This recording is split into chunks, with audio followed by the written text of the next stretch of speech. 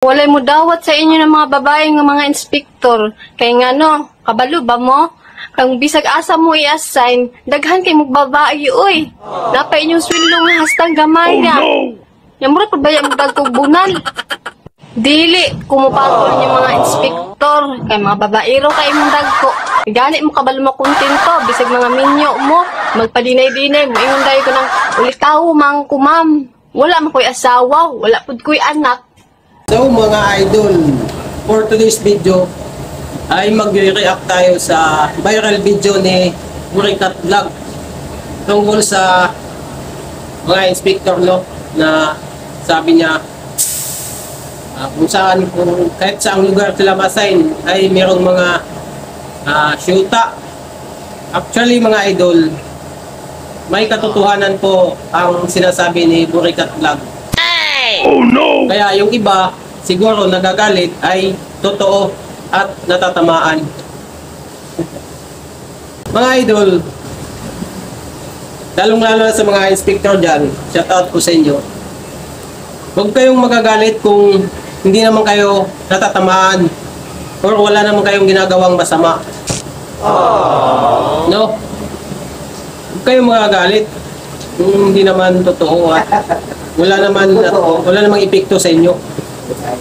Pero siguro yung nagagalit ay totoo. Kasi meron talaga mga idol, meron talagang ibang inspector dyan sa probinsya na kahit saan silang lugar ma-assign ay merong mga syota yan. Alam ko yan eh. Kasi galing ako dun eh. Kaya hindi nyo ako maluloko. No? Ba't kayo nagagalit kay Burikat Vlog? Na may katotohanan naman yung sinasabi niya. Ang mali lang doon ay nasabi niya na kayong mga inspektor maliliit ang sweldo, mahilig pa kayo sa mga babae. Yun lang ang ano. Kasi ay nahamak na yung ano tungkol sa sahod. Pero may point siya doon na kung saan kahit saan kayo ma-assign ay may mga babae kayo. Actually, hindi naman lahat. Sinasabi ko na lahat kayo mga inspector dyan ay may mga babae. Hindi po lahat.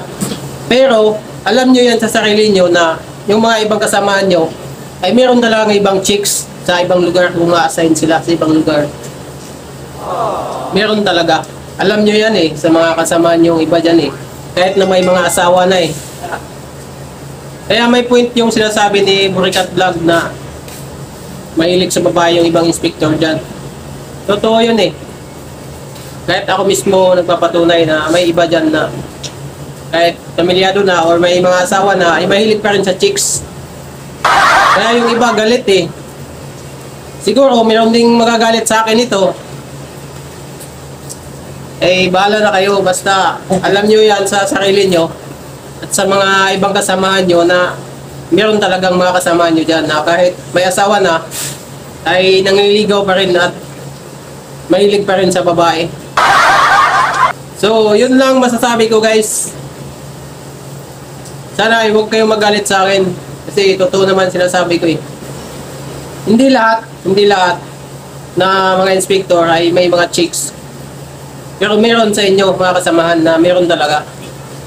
So yun lang muna guys ang ating video ngayon, no? So comment na kayo kung anong masasabi nyo sa video ito. Bye bye!